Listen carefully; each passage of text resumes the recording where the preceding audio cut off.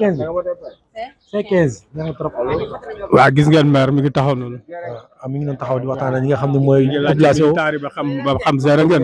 waaw noonu la parce que li mu def nii mooy yoon parce que li ko war. su ka jolama maire mi ngi génne 40 lay génne wala. doon génne pièce bi. waaw. fas yéene dugg bi rek. ci kàttanu suñu borom bi. voté pour élection présidentielle yi bu ngoonee sama candidat gagné élection yi. incha allah appel bi ngay def sa commune. Quel est l'appel que vous faites à la commune de Gueule Tapée Fass Colobane? Bon, juste le dire alhamdulillah d'abord. Alhamdulillah rabbil alamin. C'était un jour tant attendu par les Sénégalais. Et Dieu a fini par répondre aux aspirations des Sénégalais en leur permettant aujourd'hui de venir exercer leur droit le plus élémentaire qui est un droit civique de vote pour pouvoir choisir le président de la République. Donc rendons grâce à Dieu et prions sur son prophète Mohammed sallallahu alayhi wa sallam pour que ces élections-là se passent dans la plus grande des transparences, mais aussi dans le calme et la sérénité pour le bien-être du peuple sénégalais. Que le choix qui sortira de ces urnes aujourd'hui permette au Sénégal de pouvoir avancer sereinement dans le cadre d'un développement harmonieux où l'unité nationale, la solidarité et la fraternité ne seront pas des vains mots. Donc j'appelle le peuple sénégalais dans toute sa grandeur, dans toute sa magnanimité, de sortir, de venir voter pour choisir le président de la République, mais dans le calme, la sérénité. Et que tout choix aussi doit postuler à une connaissance des éléments de choix. On ne choisit pas pour son destin n'importe comment. On choisit son destin en pesant sur les biens, en pesant fondamentalement sur les propositions qui ont été faites par les 19 candidats. Et essayer de choisir le meilleur candidat possible, le meilleur profil possible pour qu'au moins le Sénégal puisse se retrouver dans le concert des grandes nations que nous attendons tant.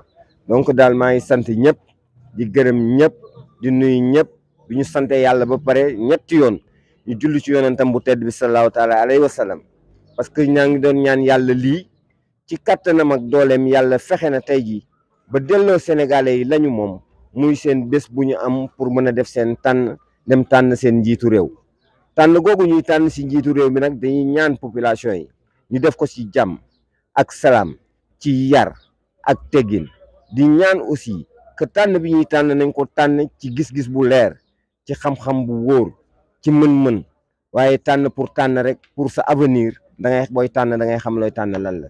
Donc di appeler tout le monde à la vigilance aussi di wax ne jàmm ji na nit ci génn dem choisir ñi daan toog te voté wu ñu woon nañu génn ñëw di voté yi parce que Sénégal dafa am paradoxe bu fi am depuis plusieurs années élection yi fi mujjee jaar yëpp taux d'abstention bi ay 40% la doon.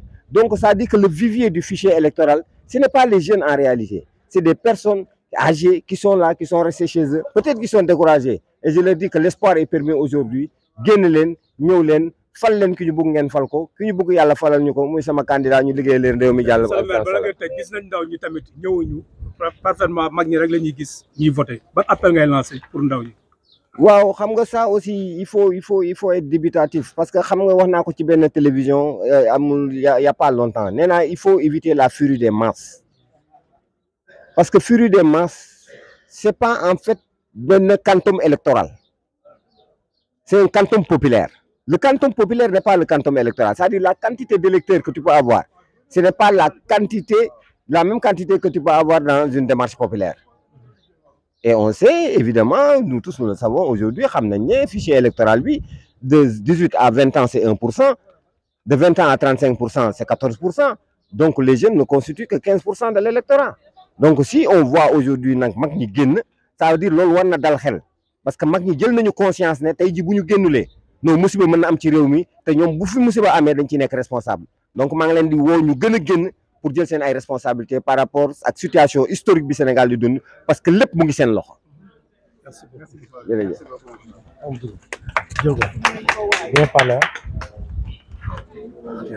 ñu gis noonu monsieur le maire wax léegi benn discours bu am solo mi ngi noonu dugg ci bureau ban bureau mi ngi voté bureau numéro 1.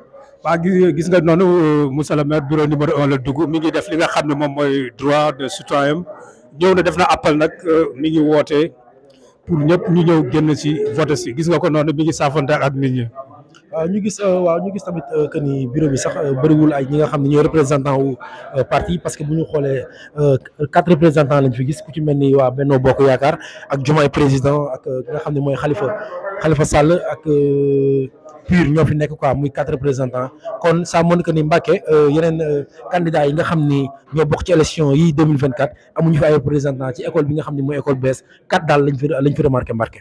waaw 4 lañ fi remarqué def naa ni parce que man xamee naa ci koo xam ni sama waa koñ lañ pratiquement kay ngay gis na le waa Diomaye président la représenté mooy ku góor ki ñeneen ñi si des Khalifa Sall lañ représenté keneen ki Benno Bokk Yaakaar la ñu représenté def naa ni ci 19 candidats def naa seen représentant néew na ci vote ak ci électoral waaw loolu la quoi loolu nag muy loo xam ni yaakaar naa tamit ñoom mënuñoo yegg fépp mais tamit lu ci mel ni centre ville fii au niveau de Gueule Tapée yaakaar naa tamit ñi nga xam ne ñooy candidats yi loolu nañ fi am ay représentants mais tamit xamuñu tamit bon contexte moo tax tamit yónneewuñu seen ay éléments ñëw fii mais daal lu ñu mën a jàngat daal mooy école bi Mbacké plus de 3000 personnes ñoom ñoo fi ñooy bindu fii mais ñi fiy voté ñi ngi toll ci 2273 personnes ñoom ñooy voté fii cette année. kon ñu bàyyi noonu gis nga monsieur le maire mi ngi def droit am acte de soutien mu ngi noonu di tànn muy maire Abdou Aziz Paye mu nekk maire bi nga xam ni mooy maire Fass Gueule Tapée Colobane. nekk fi représentant ki nga xam ne mooy Khalifa Sall. waaw nekk fi représentant ki nga xam ne mooy Ababacar Khalifa Sall gis nga ko noonu mi ngi jël fooy xob yi. mi ngi jël xob yi gis nga ko noonu defe naa ni bii mooy dernier xobam jël na enveloppe bi di dem ci mbañ gàcce bi. waaw kon nañ xaar bu génnee ci mbañ gàcce bi ndax dafay ree wala dafay muñ loolu nag la ñuy xaar.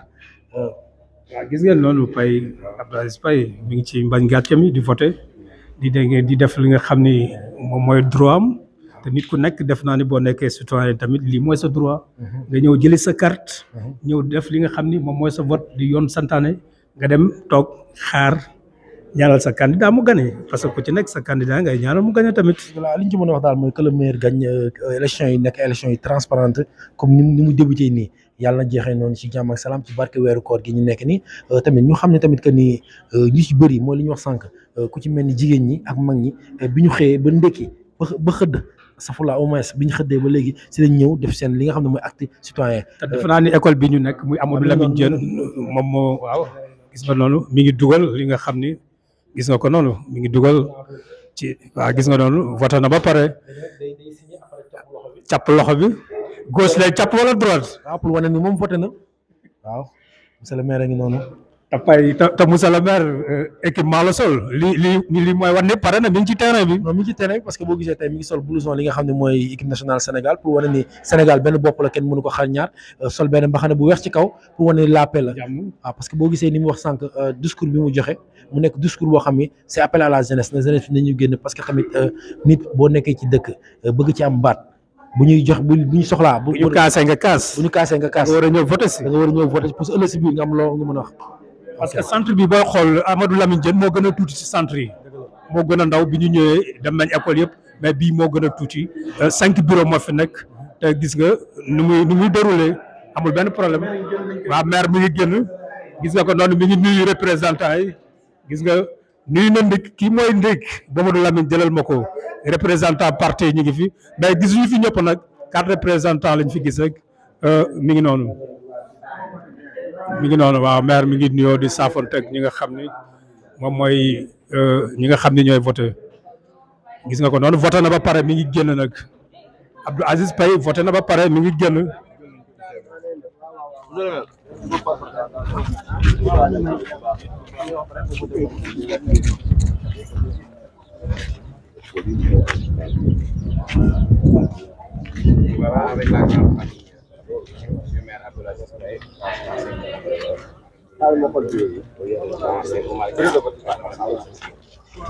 maire ngi noonu di dem di vérifier li nga xam ne mooy bureau de vote yi ndax mi ngi noonu waaw mon frère waaw mi ngi noonu dugg fi nga xam ne mooy bureau numéro 2 pour dugg xool li nga xam ne mooy représentant wu parti yi ak ñi nga xam ne mooy représentant wu Sénat ak ñi nga xam ne ñoo organiser les élections ak ñi nga xam ne moom mooy yaa moo jiite bureau bi waaw sànq sax taataan nañ ko suñu micro mu wax ju am solo xamal nañu carrément que ni nit ñi ngi ñëw di voter mais pas comme ni ñu ko doon xalaatee parce que boo xoolee fii yaa ko cinq bureaux sur les 5 bureaux chaque bureau il y a plus de 500 et quelques personnes mais bu ñu xoolee remarqué fi ñu toll nii ay 100 et quelques personnes ñoo voté gul kon daa mel ni daal taux bi jugagul ba fi ñu ko doon xaaree daal ba léegi.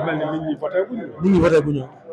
waaw gis nga noonu monsieur le maire mi ngi saafonteel ñi nga xam ne ñoom ñooy président de bureau de vote yi gis nga ko noonu mi ngi saafonteeg nit ñi mi ngi saafonteeg nit ñi mi ngi saafonteeg nit ñi.